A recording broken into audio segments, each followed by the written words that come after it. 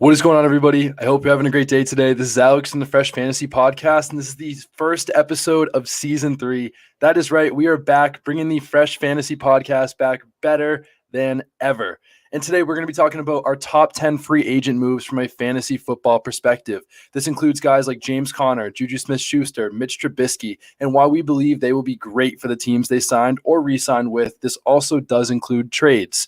Joining me today to break this all down is a man who is widely regarded as one of the most handsome men in the fantasy football industry. He is a fantasy sports writer and analyst for CBS Sports, and is a man who is so great that he had a candy bar named after him. With over 65,000 followers, he is CBS Sports' Heath Cummings. What's going on, Heath?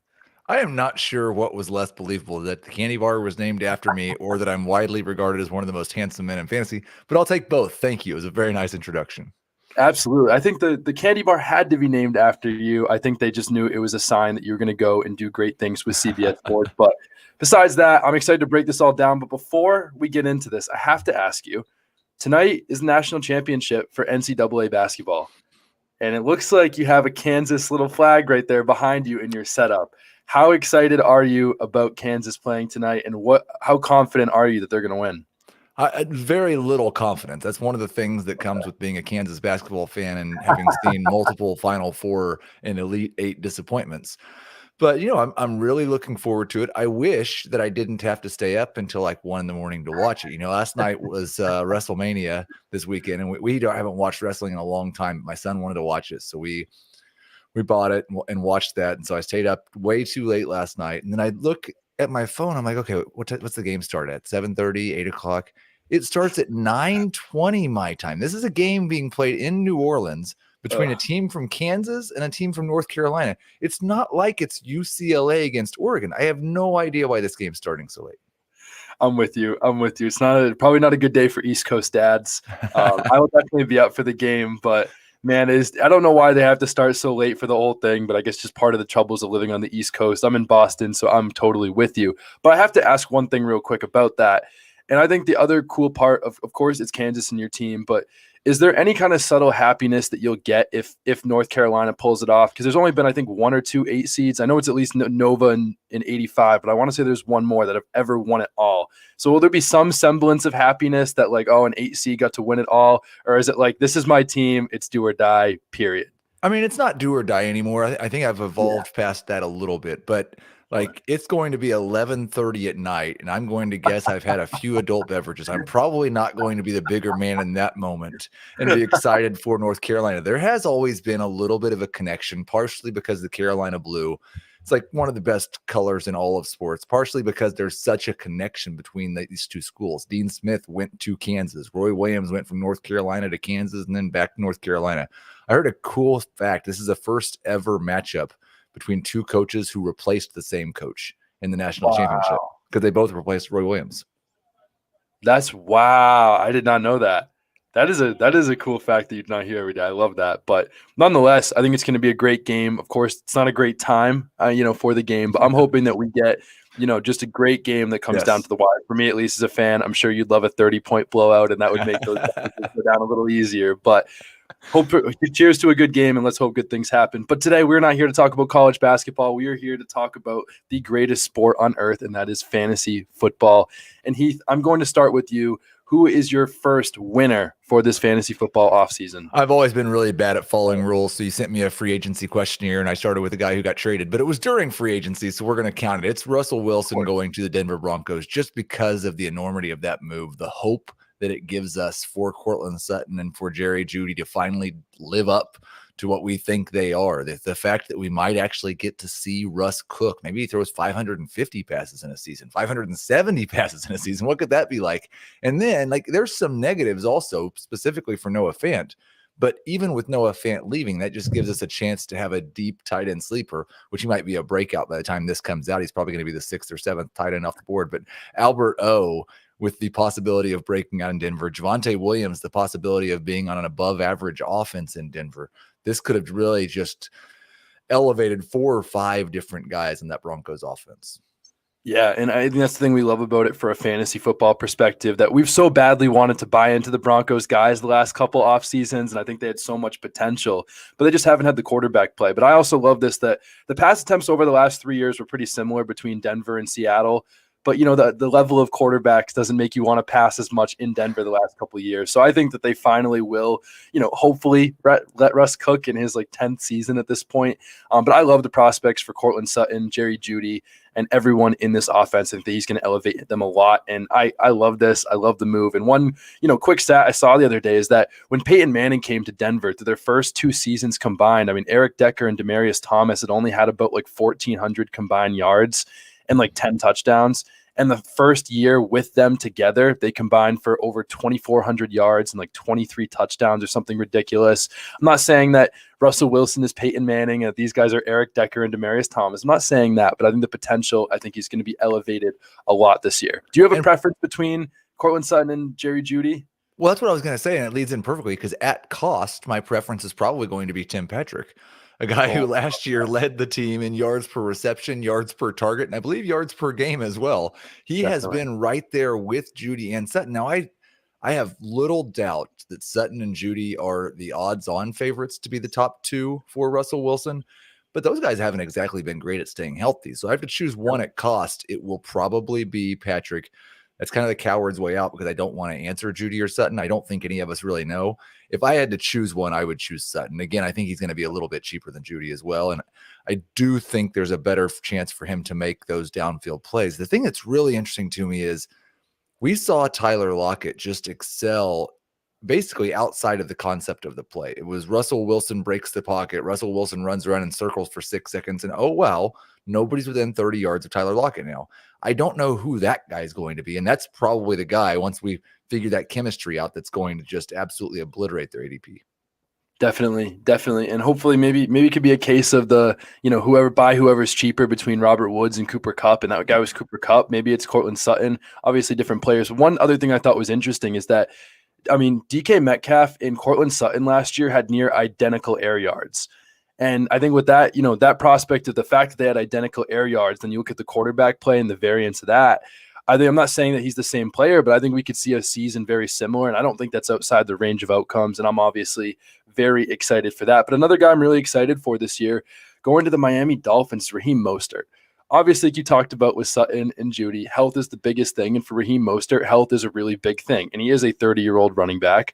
But I'm really excited about Raheem Mostert. He's on a prove-it deal for the Dolphins. He's joining what is now a very loaded offense with playmakers all over the board with Tyreek Hill, Jalen Waddle, Mike Gesicki, all these guys. They have an improved offensive line.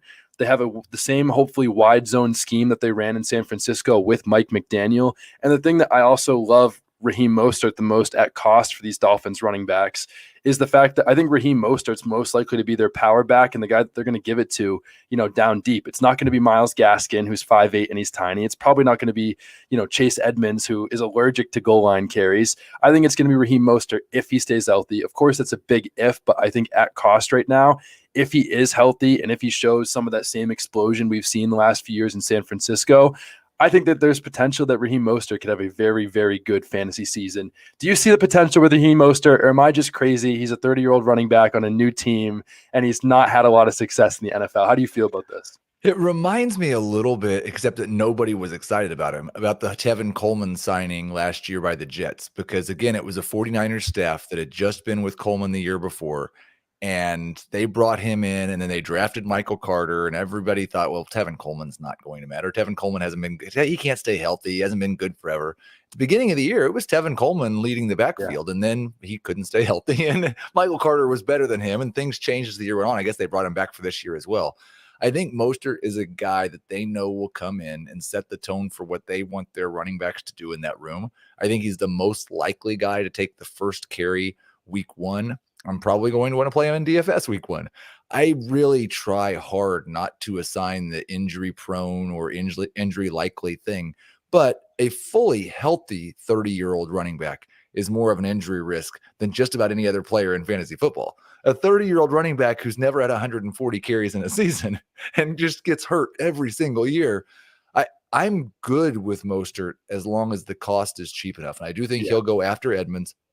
The interesting thing for me, because I don't think anybody's as explosive as what he has been when he's been at his best. I wonder who gets those carries and what this offense looks like if and when Mostert does go down. Is it Gaskin on early downs? Is it Edmonds on early downs? That will be interesting to me.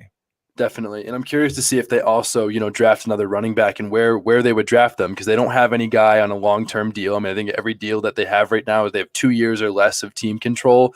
So it's pretty easy for them to be able to draft and opt out because none of them are on, super big or expensive contracts. So I think that's something interesting to play out, but that's a really good point. Maybe it would be good old Patrick Laird getting carries, if Raheem Mostert goes down. Obviously, I'm joking, but, the Patrick Laird truthers are out there somewhere. Heath, who is your number 2 player that you think is a winner from this fantasy football offseason?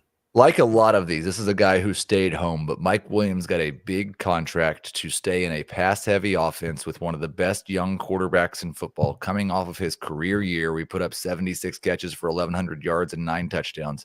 He's got the first-round pedigree. He's now had the success. He has the connection with Herbert.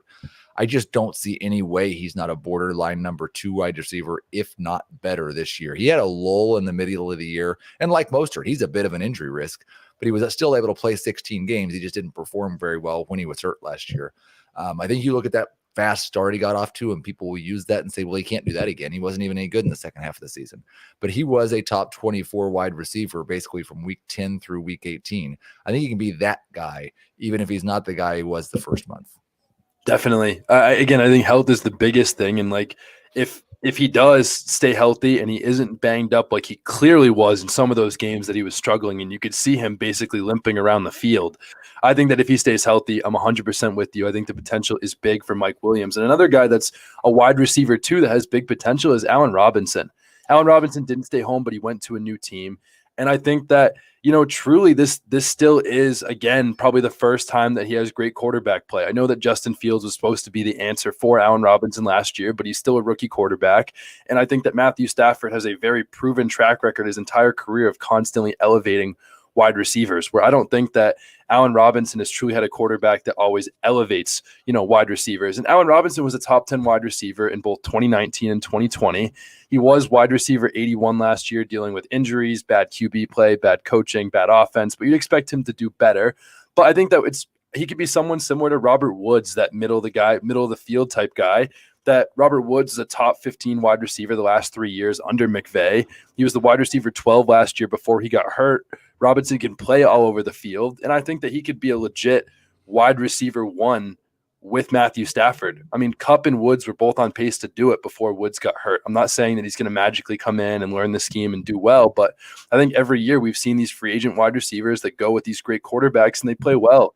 And Allen Robinson, maybe I'm just biased, but I just want him to succeed so badly with a good quarterback. And I think this is the perfect opportunity for him to do that right now. This is one of the guys who is the most challenging for me to project and or rank right now, because I would not argue with anyone who looks at his season last year and says, okay, he's washed up. He just fell off the cliff and there's nothing left. I also understand some people think, he was done in Chicago and we didn't get the best version of Allen Robinson, which I think is possible as well. But it's not just that. Those top 10 seasons you referenced, almost entirely volume based. The efficiency was bad. Now, I never held that against him because he had terrible quarterback play. Now he has good quarterback play and he's going to a creative offense. Everything should be better, but he's probably not going to get the one thing that he's had whenever he's been good, and that's elite volume because Cooper Kupp's there. And then is Odell Beckham going to be there as well? And what point is he going to get healthy? So I like Robinson a lot as a fantasy number 3 wide receiver with upside, and I absolutely think he has that top 12 upside you were talking about. I also think it's a pretty big risk, and it could be like an AJ Green situation last year in Arizona where he's better than he was the year before, but still not particularly useful for fantasy at times. Definitely. And I think for me right now, according to Fantasy Pros consensus ranking, he's the wide receiver 31. Yeah. And for someone that talented on an offense like that, I think that he will get his, and I'm willing to buy at that price. I agree with you. I'm not saying that like I think the wide receiver one is in his range of outcomes. And last year was one of the first season in 3 or 4 years that we didn't have a pair of top 12 receivers from that from a same offense. And I think that they're one of the offenses that could definitely do that. But obviously remains to be seen. He is a risk, but right now at price, he's someone I'm going to smash all day because of his massive ceiling and especially with the offense that he is in. But another guy with a massive ceiling is your next guy talking about, and that is Jameis Winston, one of everybody's favorite players. How could you not love Jameis and his pregame speeches? Why are you confident that this could be a good year for Jameis? Listen, I've always loved Jameis, and the main thing is, even when he was bad for real football, he was fun for us and fun for fantasy. So I absolutely love that he's going to be a starting quarterback in the NFL this year. You look at what he did last year, and it was just about the most efficient year he's had in terms of the things that NFL coaches care about. Now, there were some really low pass volume games. He had a couple of huge blow-up games for fantasy purposes. I don't really believe that this Saints team, especially the defense, is going to be as good as it's been in the past. Everybody talks about how they've made it as if there's no real salary cap. Well, they had to get rid of a lot of good players to do that and not re-sign some good players to do that. So I do think they'll be in a little bit more pass-heavy situations than they were last year. I think he's a high-end QB2 with a top 8 upside if they somehow end up in a situation where he's throwing the ball 600 times. But again, this is kind of like the Russell Wilson situation too. This gives me hope for some of these Saints pass catchers, particularly Alvin Kamara and Michael Thomas. I was really concerned that there was another person in New Orleans who liked Taysom Hill and that we wouldn't get that many pass attempts, or that they'd end up with a quarterback worse than Jameis Winston. So the fact that he's going to be there gives me hope that Thomas could possibly have a top 15, top 12 season in PPR again. Definitely. And I hate to put you on the spot here a little bit, but I think that obviously if you're believing in Jameis Winston, one would hope that you're somewhat in on Michael Thomas, because I think that those things have to go together if they're both going to do well. So, of course, we've had all these ankle surgeries and the cryptic tweets like we do with every great wide receiver that's had a wide receiver one season. Eventually we get the cryptic tweets and stuff like that and some of the injuries and stuff. So do you think that Michael Thomas, when he's going to be on the field this year, is going to be productive? Keyword, when he is on the field. I think that's the big if right now, is if he's going to get on the field and how this is going to go with the situation with the Saints. But where do you have him ranked right now, if you know off the top of your head, and how do you see this progressing? I know it's hard to project. No, I've got him as a mid-range wide receiver too, and that's me pulling back on the projections, because if I go in and project him, like even if you say he's 80% of what he was in the past, he's still a top 12 guy in full PPR. I don't see anybody on this roster that's really going to challenge him for targets when he's right. And I think Jameis will pepper him. So again, what you said is right. And it's a little bit like the Allen Robinson situation in that we don't know for sure that Michael Thomas is still the same guy from a football perspective. The difference between him and Robinson, at least from my perspective, is that there's not anybody else there to challenge him for targets. So he does have a higher upside or a higher likelihood of hitting that top 12 upside if he's okay. Definitely. And I agree with you. And I think the thing is, when you look in the range right now of where guys are going around there, I mean, like wide receiver 20 through 25 is McLaurin, Cooper, Elijah Moore, Brandon Cooks, Michael Thomas, Jerry Jeudy. I think that it's not unreasonable to say that, outside of maybe Amari Cooper, who hasn't really ever commanded a super insane target share, at least, Michael Thomas is probably the leading guy there to get the biggest target share out of anybody, unless Brandon Cook stays in Houston and he could get like something like a crazy 30+% target share. But you get the point here that, again, target share wise and where guys are going to get, the ball, Michael Thomas is the leader of that. And Jameis Winston, as much as we love to make fun of him, is a guy that will pepper his wide receiver one with targets. And I think that is very good potential for a fantasy. And again, at price, I'm going to be smashing him all day. But another guy that's interesting to me, and Heath, honestly, and maybe shame on me for just loving to believe in these great stories, but I still want to believe in Cordero Patterson. I always say his name wrong. Yeah. But of course, the snap share went down at the end of last season. He was not the ultra efficient, player that he was at the beginning of last season. And I think he definitely faded down the stretch. But the reason that he makes this winner list for me is he really signed with, in my opinion, the one place where he has a chance to be fantasy relevant. This is not me staking my claim that Cordero Patterson is going to be a top 12 running back again. I'm not saying that. But I think that he signed with the one place where he has the ability to produce great numbers. He was the running back 9 last year, and in his previous 7 years, he never finished inside the top 40. He's only missed 2 games in his career. His biggest competition right now before the draft is only Damian Williams. I think this is the one place where he can still truly be unlocked. Does that mean they're going to unlock a 31-year-old player that's only played 1 full season at running back? Not exactly. That's not what I'm going for here. But I think with the wide receiver options they have right now and the fact that the guys that they have and Olamide Zaccheaus could be their wide receiver 1, I think that they still, as of right now, depending what they do in the draft, are going to have no choice but to give Cordero Patterson the ball and hope for the best. Do you have any hope for him, or do you think that I'm just getting a little too excited here and this is a lost cause? This has been such a journey for me. And I guess it's only been 3 months of off season. But no, I like in January when we were doing our way too early rankings, we come up with rankings before the Super Bowl even happens. But I was so far out on Patterson. I wanted Me no too. part of him. I could not believe that any other team would give him a chance as a starting running back after the way he finished that season. And no one before that season, besides the Falcons, thought that he was a starting running back. But then he signed with the Falcons, who have basically done nothing else except for downgrade from Matt Ryan to Marcus Mariota. And I find myself in a position where I might be one of the high guys on Patterson, because not only do I think he's their best running back right now, if we can call Kyle Pitts a receiver and say he's their number 1 receiver, but if it's not Kyle Pitts, he's their best wide receiver as well. I think he could catch 60 passes, run the ball 150 times, score 10 touchdowns, and be a top 20 running back. Yeah, I agree. And that's the thing. And like the thing is that it's hard about, our position in fantasy trying to make predictions is, the draft is about a little over 3 weeks from now. And 3 weeks from now, they could draft, Breece Hall or Rashad White or, Kenneth Walker, one of these good running backs. And all of a sudden this all goes to crap and this doesn't matter whatsoever. But if they don't draft one of those guys, I think the potential is very interesting. And like we said, like this wide receiving core is worse than last year. They don't have Calvin Ridley or even Russell Gage or Julio Jones.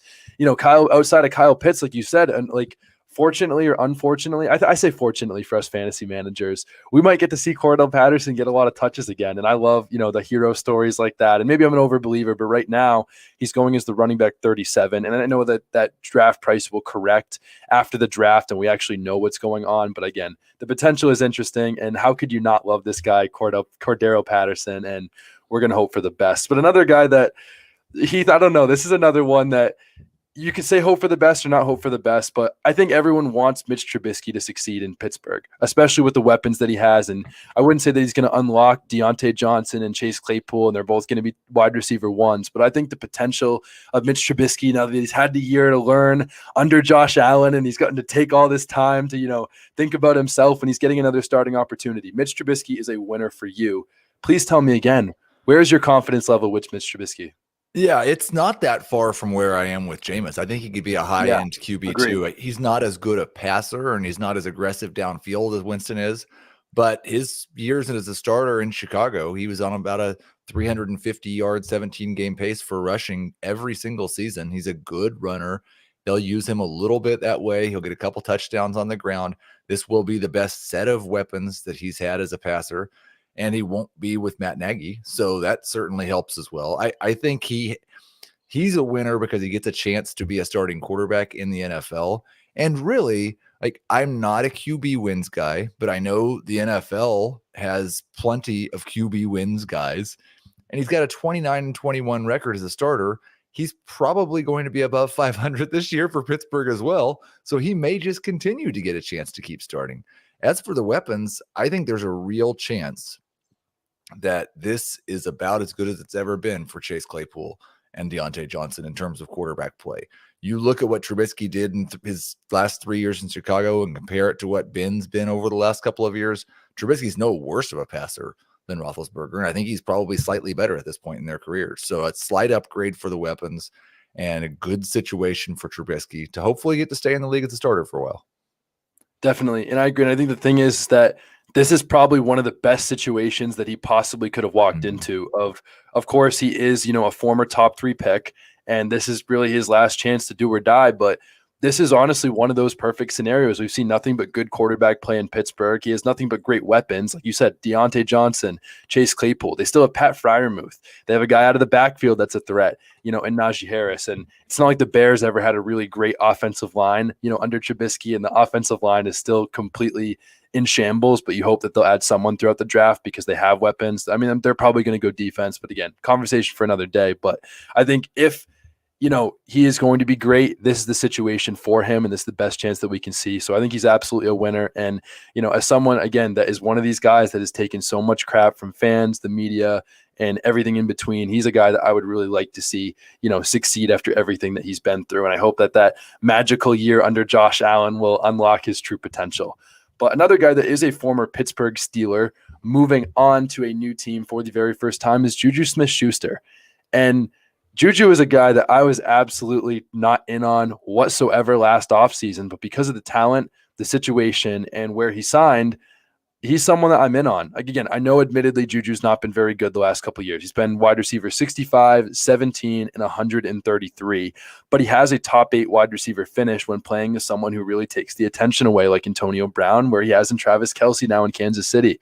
Juju's still only 25 years old. People are acting like he's a, past prime wide receiver that's 30 plus. I know he doesn't act 30 plus, but he's still only 25. There's 260 vacated targets between Tyreek Hill, Byron Pringle, Demarcus Robinson. Those are targets that left that offense. He's playing with the best QB in the NFL, the best offensive coach in the NFL, and is playing on one of the best offenses in the NFL for the last couple of years. And now he has really no big competition for targets outside of Travis Kelce. I think this is another classic situation of the perfect place for him to play and hopefully succeed. Obviously, this could change with one of those big trades that could happen in the draft. But right now, do you see someone as like Juju as someone that could succeed this year?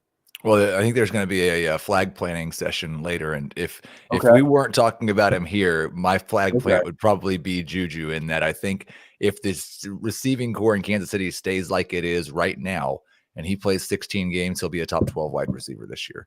Top 12 wide Top receiver. 12 wide receiver. I'm not going to hold a couple of injured years with atrocious quarterback play against him. He's played 3 seasons where he's played at least 14 games. He's been a top 25 wide receiver in all 3 of those seasons.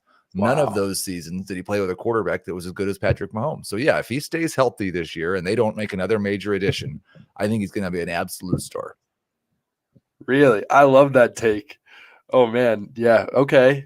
So Heath, I take it that you must really love his dances. Is that it? That we're just a little biased here because of how much you love watching him dance? No, I think what it is I'm a little bit biased about that type of production at that age. My favorite little quirk of information from the offseason is that Juju is 4 days younger than Christian Kirk. And Christian Kirk just went and got $100 million or something after basically having Juju's second and third best season as his best year. He's just, I think he's too young to write off. Now, I acknowledge there is a possibility that one of the injuries that's happened over the last 3 years sapped him of some ability that he just doesn't have anymore. And if that's happened, I'm probably going to miss those things when a guy's lost some ability forever at age 25, because that just doesn't happen in the NFL very often, but it is possible. But I think beyond that, and even if he's lost some of his talent and ability, I mean, he doesn't necessarily need all of it, to produce well. And I think it's something like the Cooper Kupp syndrome. I'm not bashing Cooper Kupp, but again, when you're in an offense that can really scheme you open a little, especially like Kansas City can do and has done with Tyreek Hill and Travis Kelce, I think we can see something similar with Juju, where even if he's sapped of some of that athleticism with a former injury, I think the potential is still really high. I love that take that he could be a top 12 wide receiver. Again, I love Juju as well. And now we're approaching our final player before we get into the flag plant. You have Zach Ertz. Please tell us why Zach Ertz is a winner. I was shocked last year when they acquired him and used him like they did, but he was on pace in the second half of the season for like 140 targets. And a lot of that was without DeAndre Hopkins, but it was with Christian Kirk and AJ Green, who I don't think are going to be on the team anymore. It seems to me like they have Hopkins, they brought back Connor, they brought back Ertz, and that's just kind of going to be the central focus of their offense, along with Rondale Moore on the peripheral. So I think Ertz has the possibility to be right in that Dallas Goedert, Dalton Schultz range, which I thought those days were long gone the way he looked in Philadelphia. But he was really rejuvenated by the move to Arizona. They used him a lot more than I thought they were going to. He'll be a red zone threat with teams trying to take away DeAndre Hopkins. I love the play of him staying there. The only place I thought he might go was I thought he might follow Doug Peterson to go to Jacksonville and go get 140 targets there, because that's what that offense does. But no, I love this move. I love it. And here's another thing that's interesting. In doing my own research, I found this about Zach Ertz. So, of course, I mean, this is meanwhile that Zach Ertz is like the most washed tight end in the NFL, sapped of all his athleticism, and he obviously cannot produce in fantasy football ever again. But he's been a top 6 tight end in 5 of the last 6 years. There's only one time in the last 6 years that he did not finish.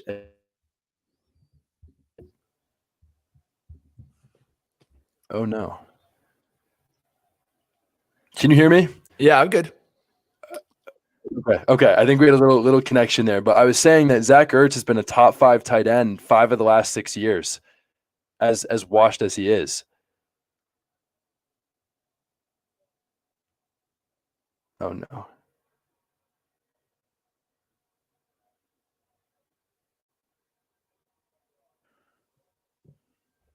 Yeah, I'm here. Okay, I will. Okay, I'll edit that out of the podcast. Sorry about that. But I was saying that the internet, yeah. No.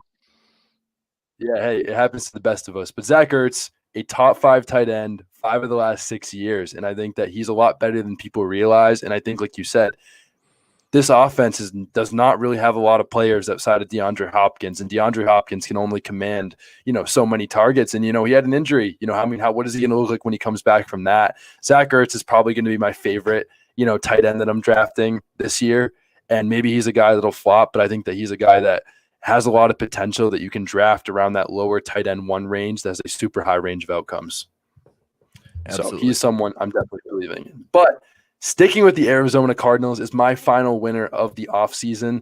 And I know we talked about this guy before the show started. I think I'm really excited about this guy. And I think that there's a very interesting case that he could be a top 5 running back this year. And that's James Conner. And I think that case for him being top 5 is the fact that he was the running back 5 last year. He had 19 touchdowns in 16 games, obviously. But Chase Edmonds leaving, I think, is way bigger than people realize. Because I know that James Conner was great last year, but Chase Edmonds averaged 12 touches per game in games with Conner. That's not what he had for the season. That's just games with James Conner.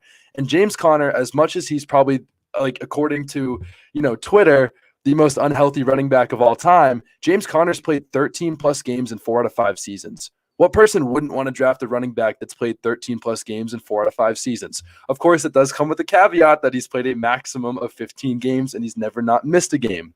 But he's played a career high of games is 15, but he's played at least 10 games every season, at least 13 games in 4 out of 5. Their offense can be very much the same, and there might be even more targets for James Conner without Chase Edmonds, who had 53 targets last year, and Christian Kirk. I think the potential is great. They have a solid offensive line. I think they're going to have a very good offense once again, and I would not be shocked if Conner is somewhere in the range of 15-plus touchdowns once again. I know we talked before the show that you're confident in Conner, so please give it to me again while you're confident, because I just want to believe with everything in my heart.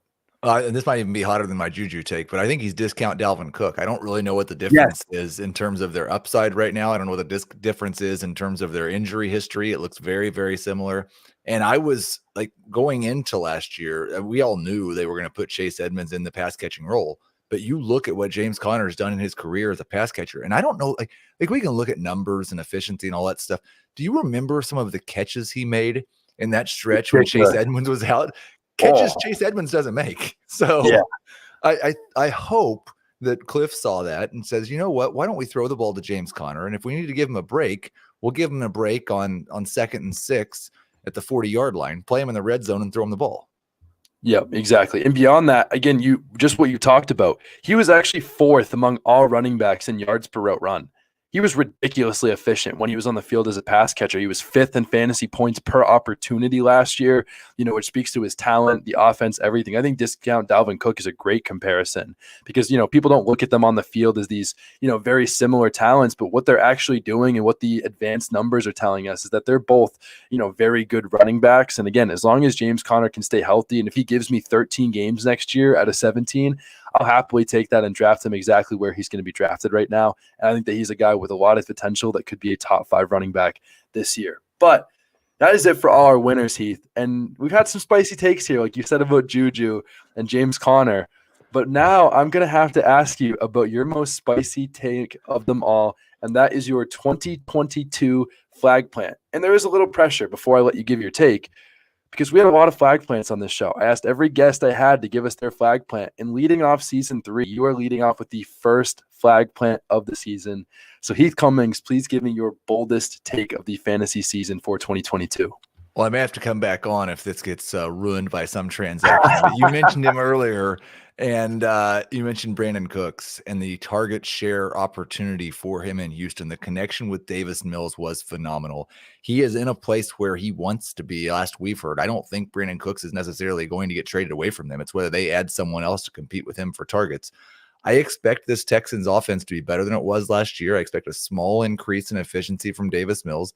And if Cooks gets the same target share he did last year with even a little bit of an increase in efficiency, he's going to be a top 12 wide receiver. So I'll say the same thing I said for Juju. If he plays 16 games, Brandon Cooks will be a top 12 wide receiver this year. Oh my goodness.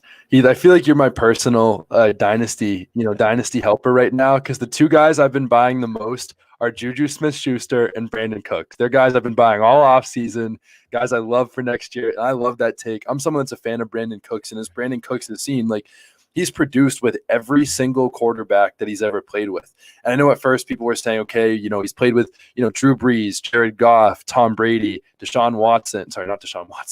all these guys. And he's produced no matter what. But we saw it last year that even with Davis Mills, who I think is better than people realize, he's been really good. And Brandon Cooks has been a top 16 wide receiver in all but 2 seasons over the last 8 seasons now.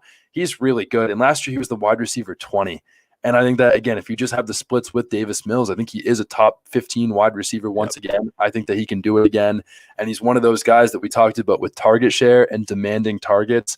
Brandon Cooks is like the Robert Woods of just underrated every single year, and you are always finding a value in drafts. So he's going to be there in round 6. Like every year it's round 5 or round 6. And okay, here, I'll take the high-end wide receiver too.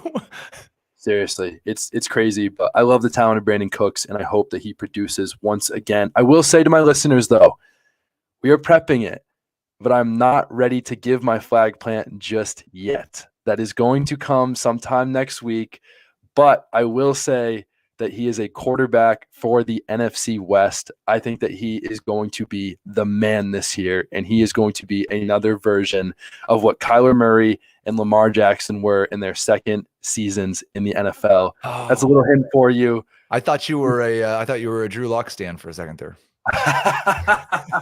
You're right. It is Drew Lock. I think that he is going to be a rushing maniac next year.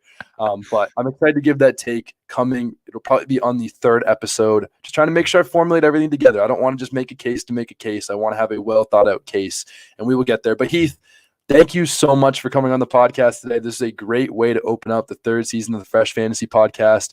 Do you have anything you want to say to the listeners before we get out of here? Any other wide receiver that they need to know about that is going to produce big in fantasy next year? I'm probably too high also on Amari Cooper, so I'll just throw him right in there with Brandon Cooks and Juju, and I can not draft a receiver in the first 4 rounds of the draft and still get 3 of my top 15 guys. That feels pretty good. Absolutely. I love it. But thank you so much for coming on, and I hope to get you back, sometime soon. But nonetheless, thank you all for listening to the first episode of season 3. And like I said at the beginning, this is going to be the biggest, baddest, and best season. And we started off with a guest with a candy bar named after him. It doesn't get much better than that. But as always, please leave a review. You guys already know what to do. And I hope you all have a great rest of your day.